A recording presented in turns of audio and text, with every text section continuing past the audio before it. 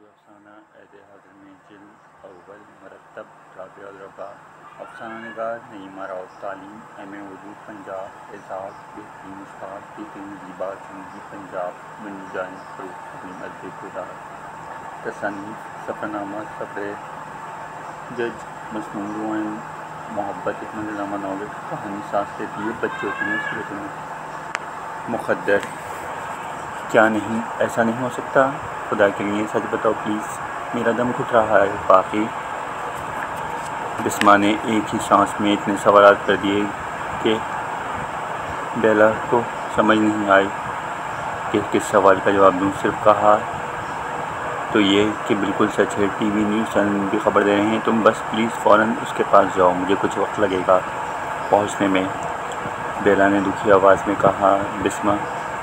نے امی کو تفصیل بتائی اور تیز قدموں سے بیگ اٹھا کر بختاور کی طرف چل دی اس کا ذہن بری طرح منتشر تھا کیسے ہو گیا یہ سب اس کا دل کوئی بات ماننے کو تیار ہی نہ تھا کیسے ملوں گی اس سے کیسے سامنا کر پاؤں گی لمحے میں کیفیت بدل گئی نہیں بختاور کی ہنسی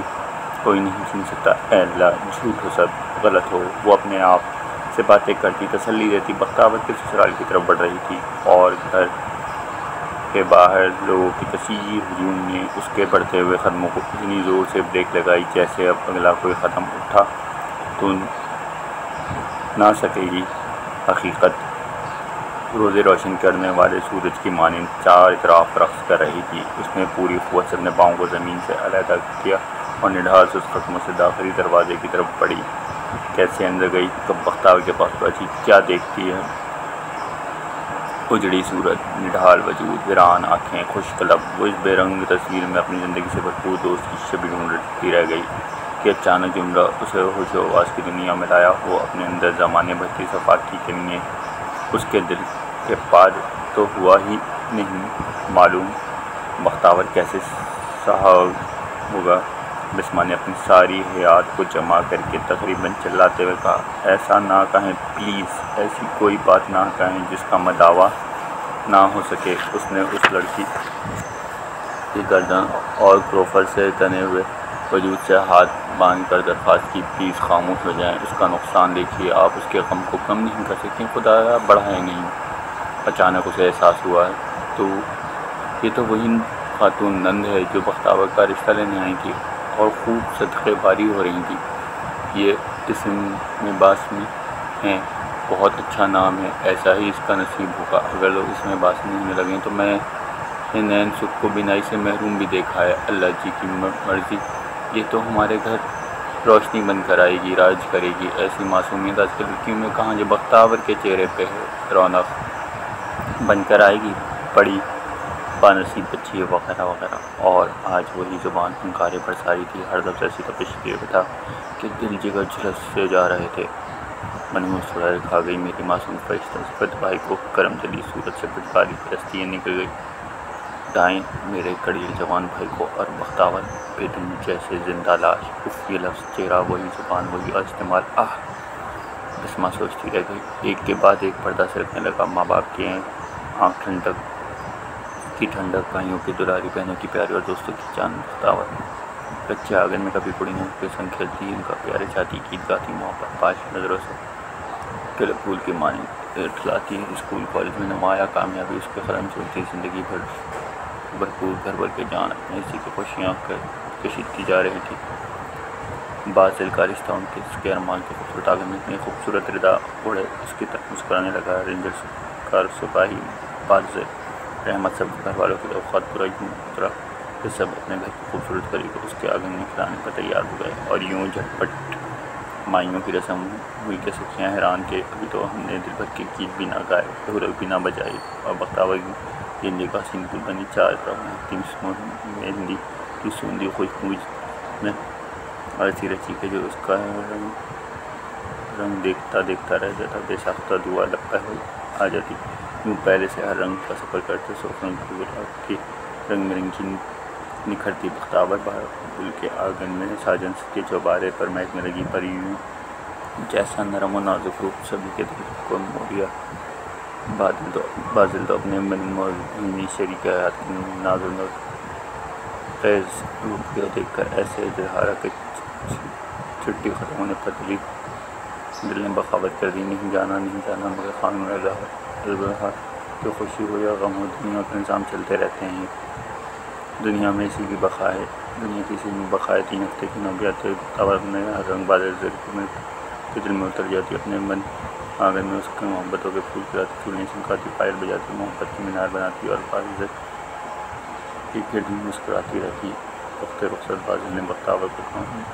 میرا منازک ہاتھ تھام کر کہا، واپس آؤں تو ایسے ہی سب کے پاس پہنے پگمان کھاتی آنکھوں سے استقبال کرنا کہ مجھے دوری کی تھکن کا احساس نہ ہو۔ بختاور نے اپنی محبت کو محبت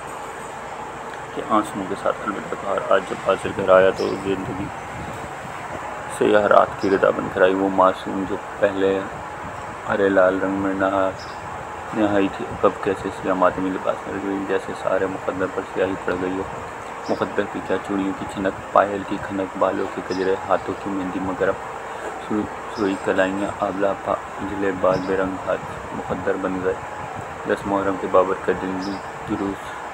مخصوص کے راستوں سے ہوتا ہوا منزل مقصود کی جانب بڑھ رہا تھا کہ اچانک ایک زوردار دھماکے نے سب کو تر بتر کر دیا۔ ڈیوٹی پر مستعد مسکراتا جوان مقدس یونیفارم میں اپنا فرائض بجاوری میں تن من دھن اپنی مخصوص جگہ پر استاد تھے۔ یہی بازل اپنے فرائض سے انجام دے رہا تھا۔ خونی دھماکے نے بازل کو وہ جان پلایا جس کی خواہش ہر جوان کے دل پر جوش سواری ہوتی ہے، مگر ملتی مقدر والوں کو ہے۔ مقدر ایک سے بننے دو انسانوں کے درمیان کتنے مختلف روپ لیے ہوتے ہیں۔ جہاں بازل نے شہید ہونے کا منصب پایا، بختاور نے منظور مسکرائی، بالکل ایسے ہی جیسے کوئی جان نہیں پاتا کہ سر باز کالا کیسے ہو جاتا ہے، یا باز کرم کی جذبات و واقعات کی کیسے کرتے ہیں۔ من سے کون پوچھے، کسی کے لیے نعمت و ثواب کہیں رہب ہو، کسی کو ہاتھ کے تم کو شہید کا منصب، تو کسی کی بڑی مانگ، کسی ویران آنکھیں منحوسات کو کون جانے۔ یہ دھماکے کس کس کے مقدر میں کیا کیا لکھ گئے ہیں، کیا خواب کس کے خواب چکنا چور ہوئے، لال دوپٹے پہ سیاہ سفید ہو گئے، ماؤں کے سینے اجڑ گئے، بہنوں کی آہیں تڑپ پاکیں، کتنی مانگیں اجڑ گئیں، اور کس کس کی آرزوئیں خاموش ہوئیں، کس کے ارمان کا جنازہ اٹھا، کون بتائے گا کب تک، آخر کب تک اس رستے کرتے انسانوں کے ٹکڑوں میں بنے، پوٹلیوں میں بندھے تابوتوں میں سجیں گے، گھر پہنچیں گے، درد دل بھریں گے، کون دعویٰ کرے، کوئی نہیں سوچتا، آخر کیوں جسمہ بے آواز روتی ساکن بے حس حرکت۔ بختاور کو تھامے نہ جانے کس سوچ کے گاؤں پر سفر کر رہی تھی، کیا سکون قلب لوٹنے والوں کی کوئی سزا نہیں، ہم کیوں ان دھماکوں کے اتنی عادی ہو گئے کہ دھماکہ پٹاخہ لگنے لگا۔ بسم بختاور کے غم میں چور اندر ہنڈی ٹوٹ رہی تھی، بکھر رہی تھی، روز ایک نیا زخم دل پر آ لگتا۔ کیوں گھروں کے چراغ بجھائے جا رہے ہیں، سلسلہ ختم ہونے میں نہیں آ رہا، ناگہانی بھی کوئی حد ہو گئی ہے، ہر ناگہانی کہانی بن کر رہ گئی ہے، کسی کے زخم کو کون چلائے گا۔ کبھی زندگی کتنی آسان اور خوش تھی، ان دھماکوں سے تو روح چھلنی کر دی، ہر لمحہ ان کی شدت و جلن اضافہ ہو رہی ہے، ہر زخم ہر کرہ ایک ہی سرگوشی کرتے ہیں، ہم نا اہل، ہمارے رہنما نا اہل، امن ایک خواب، ہم بے بس انسان، مگر سوچ کون رہا ہے ایسے، کیا واقعی ہم بے بس یا بے حس یہی انسان درندے تم چہتی سہیلی کو بارود کے دھماکے سے بھی زیادہ الفاظ کے دھماکوں سے زخمی کر گئے، اس کے اثرات تو وقت کے ساتھ اڑ جائیں گے، دل پر سکون پڑے ناصوروں کا دعویٰ کون کرے گا۔ بختاور کیسے جی پائے گی، اس نے نیند بے ہوش بختاور کو ہوش میں لانے کی کوشش کی، ٹھنڈے پانی کے چھینکے شاید کسی قطرے سیل کی تاثیر دل پر کو ٹھنڈا کر دے، لیکن وہ جان گئی تھی دنیا کا کوئی لفظ شاید اس کی جلن و تپش کو کم نہ کر سکے گا۔ زخموں سے پر بہائے رکھے جا سکتے ہیں، مگر انگارے جیسے الفاظ کی جلن مرتے دم تک جلاتی رہتی ہے، اور اب شاید بختاور کا مقدر صرف جلنا، شاید کبھی وقت اس کے زخم بھر دے، ورنہ زندگی رائے گائے۔